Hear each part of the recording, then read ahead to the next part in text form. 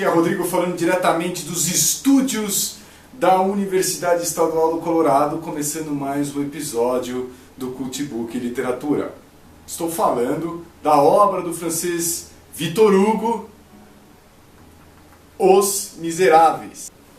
E para fazer a leitura desse livro, para poder também, como ele me interessou muito, junto com Os Miseráveis, ou melhor, depois que eu li Os Miseráveis, eu li esse outro livro aqui, do escritor peruano Mário Vargas Llosa, que na verdade faz um ensaio, faz uma crítica sobre Os Miseráveis.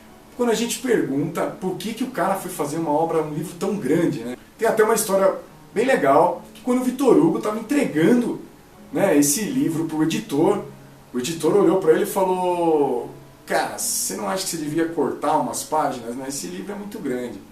E o Victor Hugo falou assim para ele: um livro curto, um romance curto, eu vou ser lembrado por 12 meses. Com esse romance aqui, desse tamanho, eu serei lembrado por 12 anos. A verdade é que o Victor Hugo acabou lembrado por muito mais tempo do que ele imaginava, Que há uma importância fundamental no tamanho do livro. Porque na verdade o que o Victor Hugo faz é que cada momento, ou cada coisa que ele vai narrar, ele faz uma preparação extensa, uma preparação longa. Ele introduz os cenários, ele introduz as ideias, tudo ele passa muito detalhadamente. E para que serve tantos detalhes e tantas descrições e tantas informações? Justamente para fazer com que a história que ele está contando, a obra de ficção que ele está criando, pareça real para a gente.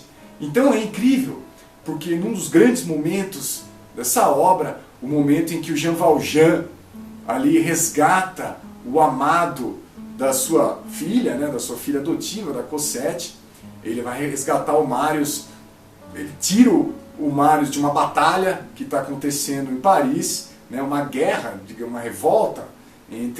uma revolta civil que acontece em Paris. Jean Valjean vai salvar esse amado da Cosette e ele tira o cara da batalha e carrega no ombro, ele ferido, ele carrega no ombro em meio aos esgotos de Paris. Pois antes dessa ação desenrolar, o Victor Hugo faz mais ou menos uns 5 capítulos falando do esgoto.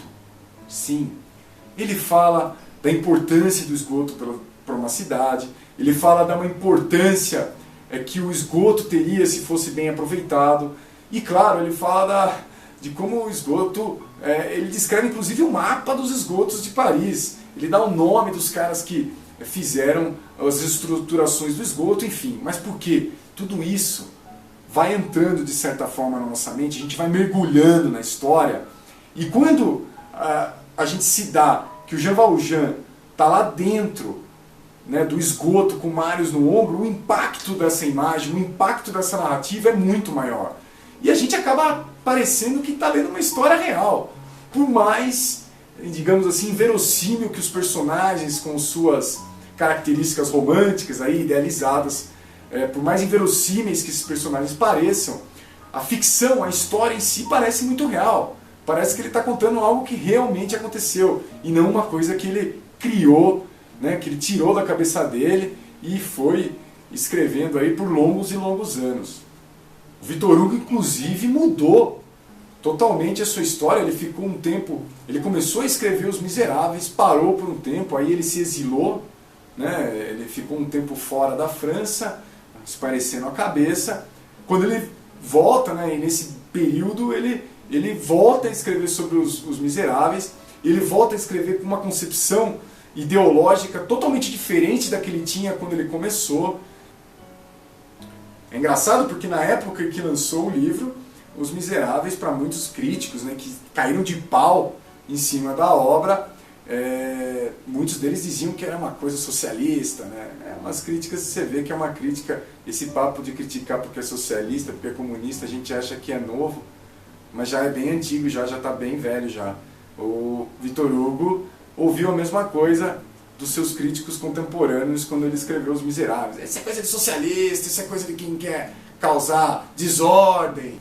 Enfim, não há nada de novo sobre a Terra. Para o Tolstói, Os Miseráveis é a maior obra já escrita na literatura. Inclusive muita gente acredita que Tolstói, quando escreveu Guerra e Paz, estava ali inspirado pelos Miseráveis de Victor Hugo. O Baudelaire, quando leu, há quem diga que ele tinha gostado, mas ele depois, quando escreveu e fez a crítica, ele desceu o pau nos Miseráveis. Então isso é uma das coisas também que muito me atraiu para essa obra, exatamente essa controversa relação entre críticos, entre escritores e a obra do Victor Hugo. Eu queria, na verdade, desenvolver a minha própria percepção em relação aos Miseráveis, e só há um meio de a gente fazer isso, lendo o livro. O fato é que lendo Os Miseráveis, qualquer pessoa pode tirar dele qualquer coisa sobre qualquer assunto. É inacreditável. O cara pode até fazer uma leitura aí sobre o amor, o cara pode fazer uma leitura até sobre botânica, se ele quiser. Se o cara quiser falar sobre nacionalismo, sobre religião, sobre alimentação, qualquer coisa, cara. É possível tirar qualquer coisa dos Miseráveis, acreditem. Outra coisa que o Victor Hugo faz bastante nos Miseráveis é uma defesa árdua da educação.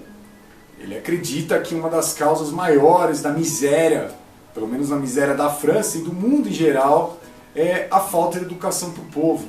E então ele acredita que a única maneira, né, de salvar a humanidade do colapso é a educação e, claro, né, a espiritualidade. O que guia e arrasta o mundo não são as locomotivas, são as ideias. O pessoal falava muito da visão socialista do Victor Hugo, mas tem um trecho que ele fala no livro que eu achei bastante interessante. Ele fala que a visão de socialismo dele, se existisse, seria que é limitar a pobreza sem limitar a riqueza. Que é no fundo uma confusão que muita gente faz, né? Quando a gente fala aí em dividir distribuição de renda, já vem o cara berrando. Quero ver então você se livrar do seu computador, quero ver você viver sem isso, quero ver você viver sem aquilo. Fala, amigo, quando a gente fala em igualdade social, a gente não quer se livrar dos bens, a gente quer que todo mundo tenha acesso a esses bens. A gente quer distribuir riqueza, não distribuir pobreza. Outro traço muito marcante do Victor Hugo, e que ele deixa muito claro aqui na sua obra, é a sua preocupação com os prisioneiros. Desde aquela época, o Victor Hugo sentia um grande problema, o sistema prisional era um grande problema, porque aquelas pessoas eram tratadas quase que como não humanos.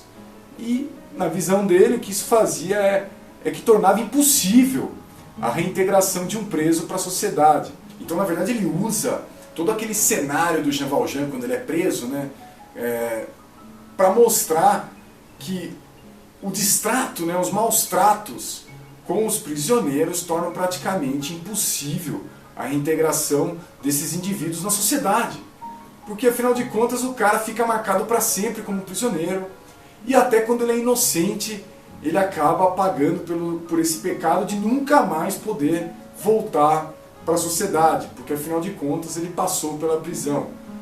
Eu fico imaginando o que o Victor Hugo ia ouvir daqueles caras berrando, né, que direitos humanos são para humanos direitos. Eu prefiro nem pensar nisso. Volta, corta. E o que o Victor Hugo relata é que a prisão apenas deixava os prisioneiros piores, né? Ou seja, o cara que entrava como um ladrão de pão, né, como é o Jean Valjean, saía de lá sabendo todas as artimanhas do crime. Muito parecido com o que acontece hoje aí num país, eu me esqueci qual é o nome. Outro feito extraordinário do Victor Hugo foi ter conseguido fazer uma obra tão densa, tão grande, tão cheia de referências culturais, filosóficas e históricas, e ao mesmo tempo tão popular. Claro, porque afinal de contas, Victor Hugo no seu tempo lá na França era uma celebridade. Quando Victor Hugo morreu, o seu enterro foi quase assim que um acontecimento, né? um sentimento de perda coletivo na França. Até mesmo quem não lia os seus livros, ou até mesmo quem talvez não concordasse muito com as suas ideias, ficou, né, mobilizado quando da morte de Victor Hugo. É uma coisa que a gente tem dificuldade, certamente, em encontrar hoje, um cara que se propôs a fazer alta literatura, né, uma literatura não muito, digamos assim, fácil, já que não só pela extensão, mas por tudo que ele coloca né, nos seus livros, ele conseguiu ser muito popular e ser muito reconhecido pelas pessoas, né, pelos franceses e, claro, depois em todo mundo. Cara, é inacreditável, o Victor Hugo consegue falar de tudo. Se ele não conseguiu falar de tudo, ele chegou muito perto disso, eu garanto. Então é isso, espero que vocês tenham gostado de Victor Hugo, espero que vocês tenham gostado dos Miseráveis, espero que vocês fiquem curiosos para ler e quando decidirem ler, que enfim tenham tempo e vontade de sobra para devorar as milhares de páginas dos Miseráveis. Espero também que vocês curtam, espero que vocês comentem e até a próxima. Valeu!